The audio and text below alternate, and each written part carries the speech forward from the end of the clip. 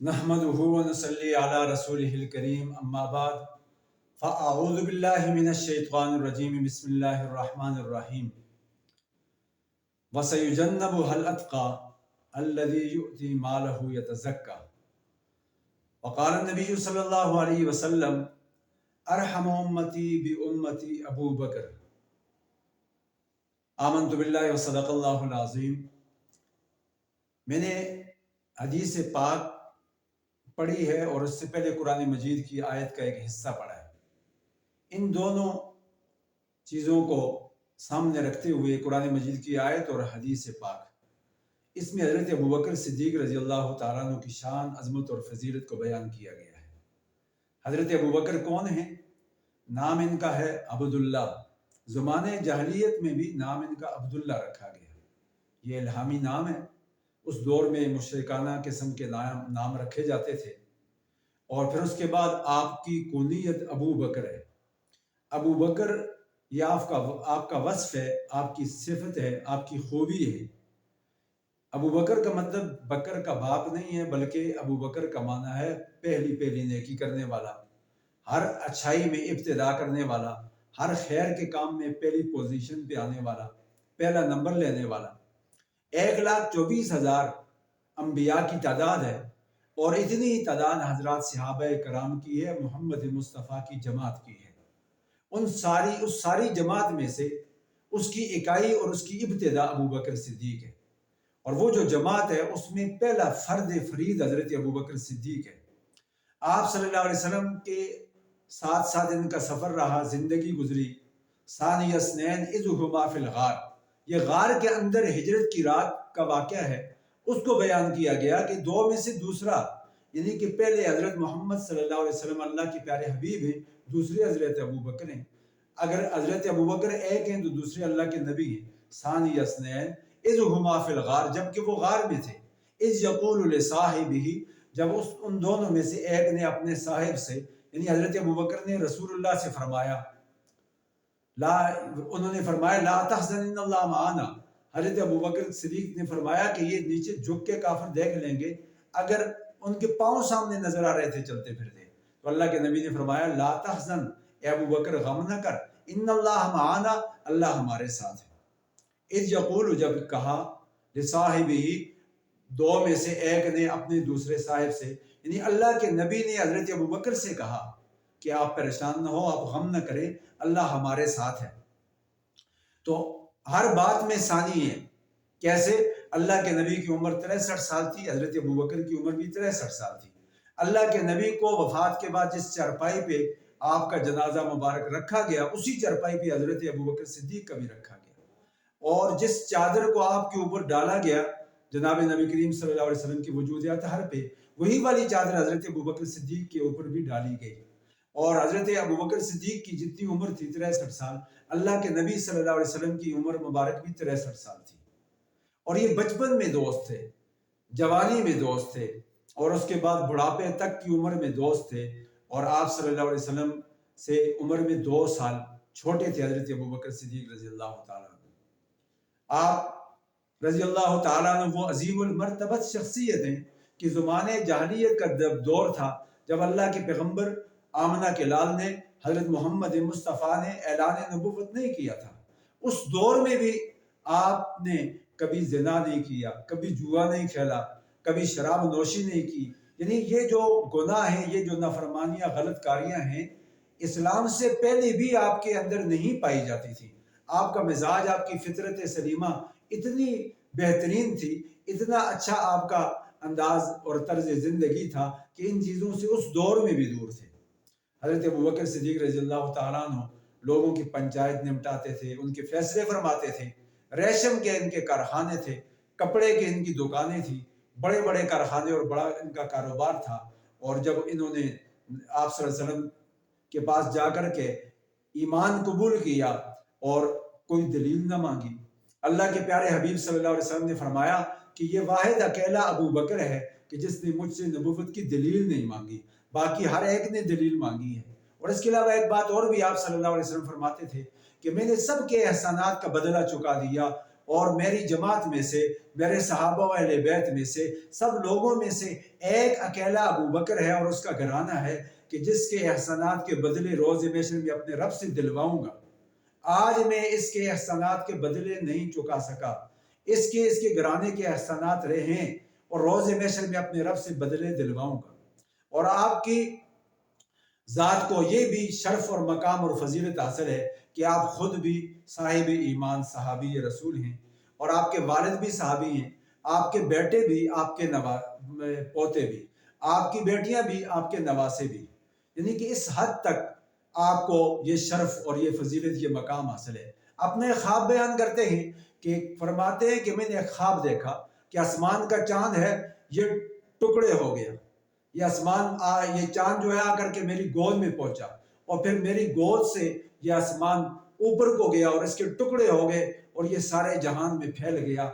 جا کر کے انہوں نے ایک راہب سے پوچھا، اس وقت جو توراۃ زبور انجیل کے ایک بڑے عالم سے تھے، ان سے پوچھا، انہوں نے فرمایا کہ آخر الزمان پیغمبر کی آمد ہے اور تو ان کے مشن کو کندھا دے گا، تو ان کا ہم سفر ہم قدم بنے گا، اور ان کے نام کے ساتھ تیرا نام بھی چمکے گا، ان کا چرچا ہوگا، تیرا بھی چرچا ہوگا، اور آخر الزمان پیغمبر کا تو ہم سفر اور ہم قدم ہوگا۔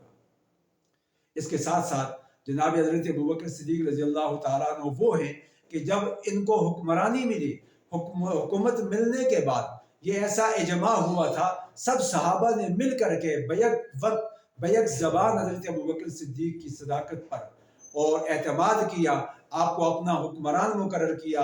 حضرت علی شیر خدا رضی اللہ تعالیٰ عنہ فاتح خیبر کے الفاظ یہ ہیں کہ اللہ کے پیارے حبیب نے حضرت ابوبکر صدیق کو ہمارا دین کے معاملے میں امام اور سربراہ مقرر کر دیا، یعنی امامت کبریٰ جو ہے اس میں لیڈر پوزیشن پہ ابوبکر کو دے دیا، لے آیا۔ اللہ کی پسند یہی تھی، اللہ کے نبی نے ان کو یہ مقام دیا، اور ہم نے دنیاوی معاملات میں جو امامت صغریٰ کہلاتی ہے اس میں ہم نے حضرت ابوبکر کو اپنا امام بنا لیا۔ اور ایک مرتبہ حضرت علی رضی اللہ تعالیٰ عنہ سے پوچھا گیا کہ آپ کے دور میں تو حالات میں بڑی گڑبڑیشن ہے، بڑے فتنے اور فساد بھی ہیں، ہر جگہ سے شورش ہے، بغاوت ہے، یہ حالات بنے ہوئے ہیں، تو پہلے کا دور تو اس سے بہتر تھا، کیا وجہ ہے؟ حضرت علی شیر خدا نے فرمایا کہ حضرت ابوبکر، عمر، عثمان و علی کے وزیر اور مشیر ہم تھے تو حالات اچھے تھے، اور ہمارے وزیر اور مشیر تمہارے جیسے لوگ ہیں تو حالات بھی اس وجہ سے ایسے ہیں۔ آج کے دور میں لوگ کہتے ہیں نا یہ علماء نے یہ نہیں کیا اور ان کی بات میں یہ نہیں ہے، فلاں نہیں ہے، وہی اپنے کرتوتوں کو، اپنی خامیوں اور خرابیوں کو کوئی دیکھتا ہی نہیں ہے، اپنی اصلاح کی طرف کوئی نظر ہی نہیں کر رہا۔ حضرت ابوبکر صدیق رضی اللہ تعالیٰ عنہ کا دور مثالی دور تھا، دین اسلام کے معاملے میں انہوں نے کسی بھی قربانی سے دریغ نہیں کیا۔ فرمایا کرتے تھے کہ مجھے یہ بات بہت زیادہ پسند ہے کہ میری بیٹی آپ صلی اللہ علیہ وسلم کے حرم میں آئے، آپ کی زوجہ محترمہ بنے، اور یہ بھی فرماتے تھے کہ مجھے بہت زیادہ پسند ہے کہ میرا مال ہو اور میں رسول اللہ کے مشن پہ لوٹا دوں، میں اس کے اوپر لگا دوں اور اس مشن کو 4 چاند لگا دوں، اس دین اسلام کی بالادستی کو قائم کرنے کے لیے میں اپنا سب کچھ نچھاور کر دوں، رسول اللہ کے قدموں پہ اپنے دینار، دراہم اور اشرفیوں کے میں انبار لگا دوں۔ اور چنانچہ غزوہ تبوک میں بھی ایسا ہی ہوا۔ اور تیسری بات حضرت ابوبکر صدیق رضی اللہ تعالیٰ عنہ نے یہ بھی ارشاد فرمائی، وہ فرمانے لگے کہ رسول اللہ کا چہرہ ہو اور ابوبکر کی آنکھیں ہوں، میں اس چہرے کو دیکھتا رہوں جب تک زندگی ہے، اس چمکتے دمکتے آفتاب کا دیدار کرتا رہوں۔ اور دیدار بھی ہوا کیسے؟ غار حرا میں رہے اور وہاں پر 3 دن اور 3 راتیں گزری ہیں، باقی بھی سفر میں ہم قدم رہے، کبھی دائیں ہوتے، کبھی بائیں ہوتے، کبھی آگے کبھی پیچھے، کہ ادھر سے کوئی حملہ نہ کر دے، اس طرف سے کوئی اٹیک نہ کر دے، سامنے سے کوئی تیر نہ آ جائے، پیچھے سے کوئی وار نہ کر دے، یوں جیسے شمع کے گرد پروانہ تڑپتا، مچلتا اور چلتا ہے، یوں اس انداز میں جناب رسول اللہ صلی اللہ علیہ وسلم کے ہم سفر رہے، ہم قدم رہے۔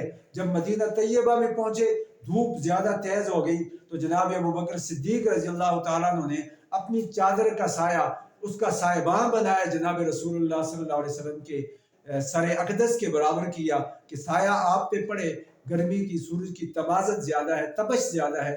تب جا کر کے لوگوں پہ راز کھلا کہ یہ ہیں ابو بکر، اور جو بیٹھے ہیں یہ شخصیت اللہ کا آخری پیغمبر جناب محمد مصطفیٰ ہے صلی اللہ علیہ وسلم۔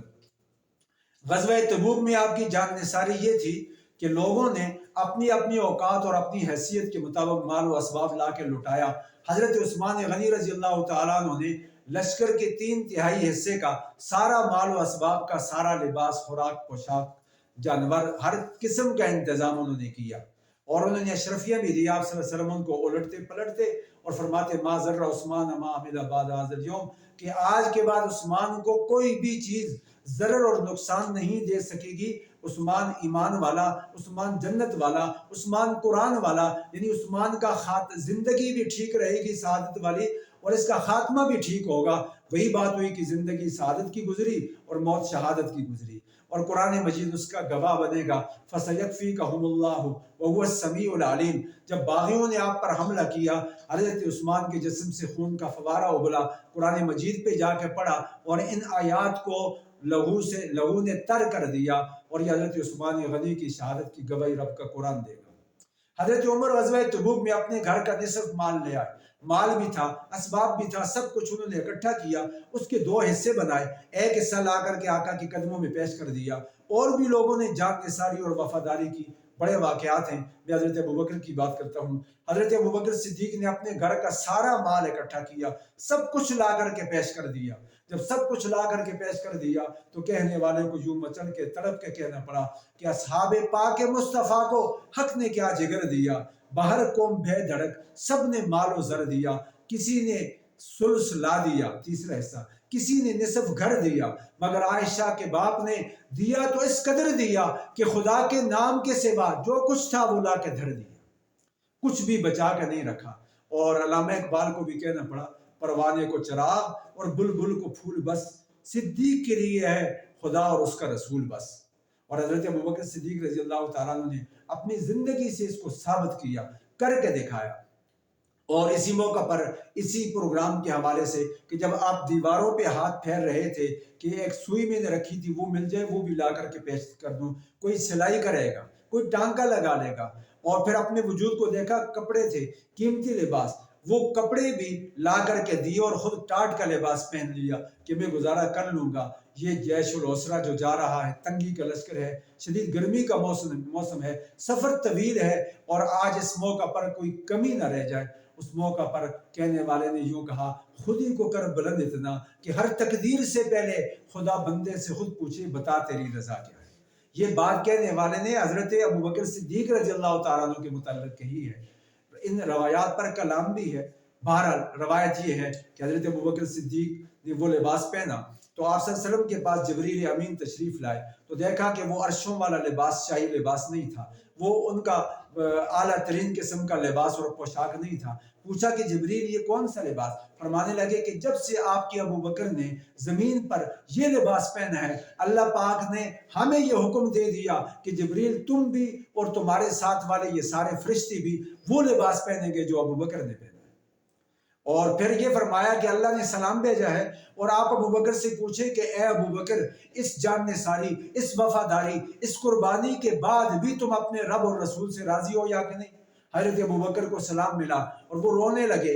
انہوں نے کہا کہ میرے رب کا سلام ہے، میرے رب کی مہربانی ہے، میرے رب کا فضل ہے، اور جہاں تک اس بات پہ، اس جان نثاری پہ خوشی کی بات ہے، یہ تو کیا ہے، میں نے مال لگایا وہ بھی خدا کا دیا ہوا، میں نے کپڑے اتار کے دیے وہ بھی رب کی دی ہوئی ایک نعمت ہے، میں ایک نہیں میری اگر ہزاروں جانیں ہوتی وہ جانیں بھی قربان کر دیتا، میں اپنے رب سے بھی راضی ہوں، رسول سے بھی راضی ہوں۔ تو فرمایا گیا کہ خود ہی کو کر بلند اتنا کہ ہر تقدیر سے پہلے انسان کو اپنا مائنڈ بنانا چاہیے، انسان کو اپنا نقطہ نظر بنانا چاہیے، ایک سوچنی چاہیے، قدم بڑھانا چاہیے، اپنی فکر کو بڑھانا چاہیے، اس کے ساتھ ساتھ آدمی محنت کرے تو وہ اس کی تدبیر تقدیر بن جاتی ہے۔ انسان کی محنت کو اللہ پاک اس کو پر لگا دیتے ہیں۔ انسان جب محنت کرتا ہے، مخلص ہوتا ہے، تو اللہ پاک اس کو دن دگنی رات چگنی ترقیاں نصیب فرما دیتے ہیں۔